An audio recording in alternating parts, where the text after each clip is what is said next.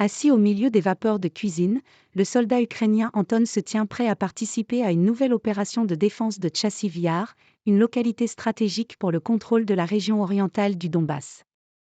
Après une année de relative stabilité de la ligne de front, les forces russes progressent face à l'armée ukrainienne, qui peine à renouveler ses troupes et accuse un manque de munitions lié au retard de l'aide occidentale.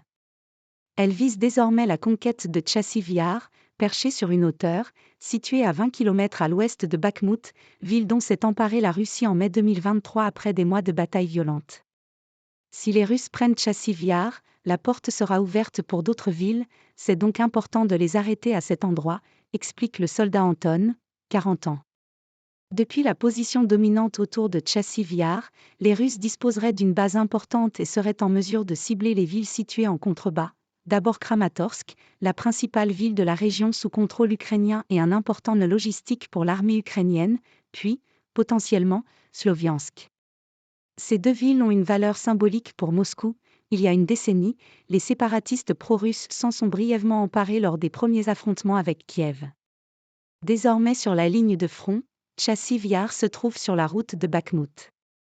Dans cette direction-là, Anton précise que la Russie utilise beaucoup d'hommes, pas mal de munitions, l'aviation et l'artillerie y opèrent en permanence.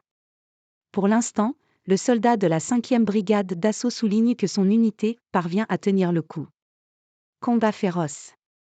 Des blogueurs militaires ukrainiens et russes ont écrit vendredi que les troupes russes avaient atteint les abords de la ville. Mais le commandant en chef ukrainien Oleksandr Syrski a soutenu samedi que Chassiv Yar reste sous contrôle, toutes les tentatives ennemies pour percer ce front ont échoué, même si la ville est le théâtre d'affrontements violents. Le chef de l'administration militaire de Chassiv Yar, Serguy Tchaou, a confié à l'AFP que la situation y était devenue plus dangereuse récemment. Si avant il y avait des moments où il y avait du silence dans la ville, maintenant il n'y en a plus, toute la ville brûle, a-t-il indiqué vendredi à l'AFP.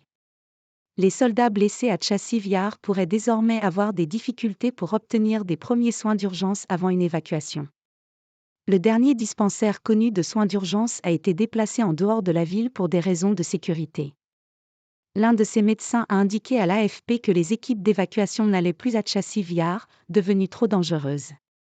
Si les soldats blessés sont évacués, c'est par voiture, précise Nadia, médecin de 24 ans. Elle a vu des soldats obligés de marcher durant des heures, parce qu'il n'y a pas d'autre option pour sortir de ces positions. Ils détruisent tout. De retour d'une opération aux abords de la ville, Serguy, 25 ans, juge que la situation est beaucoup plus dure maintenant. Le soldat de la 5e brigade d'assaut, surnommé « Moped », n'arrête pas de frotter ses yeux très cernés. Beaucoup de drones sont maintenant en action, jour et nuit, confie-t-il. Son camarade Egor estime que les drones sont devenus plus précis, ce qui les rend plus effrayants que l'artillerie. Le drone continue à voler jusqu'à ce qu'il vous tue ou il tombe à côté de vous pour vous blesser jusqu'à ce qu'arrive un autre, décrit le soldat de 27 ans.